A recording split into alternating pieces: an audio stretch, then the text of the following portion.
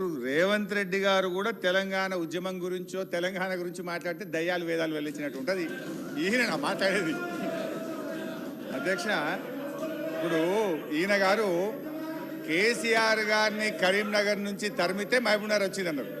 ఆయన జీవితంలో ఓటమెరగని నాయకుడు. సిద్దిపేటలో అయినా, కరీంనగర్ అయినా, మహబూబ్ నగర్ అయినా, గజ్వేల్ అయినా.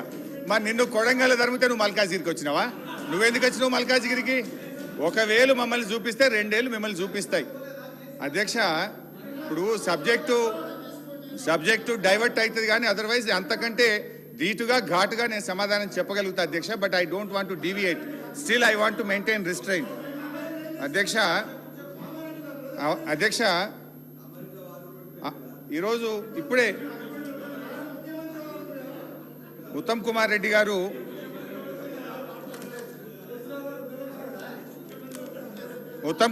గారు మాట్లాడుతూ లాస్ట్ ఇయర్లోనే 50-50 రేషియో గురించి మాట్లాడడం ప్రారంభించారు అన్నారు. అది అవాస్తవం అధ్యక్ష. మీరు రాసిన దాంట్లో పెట్టినారు, dated 7 July.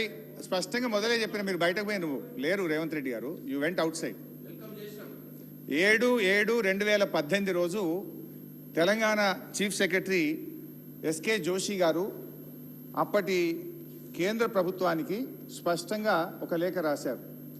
As KWDT did not specify the shares of Telangana AP in order and KWDT2 is dealing with the same, the share of Telangana and AP out of inflows received to Srisailam and NSP may be shared in the ratio of 50-50 pending the final settlement by the tribunal. Further, 50% inflows received at Srisailam shall be allowed to flow down till requirements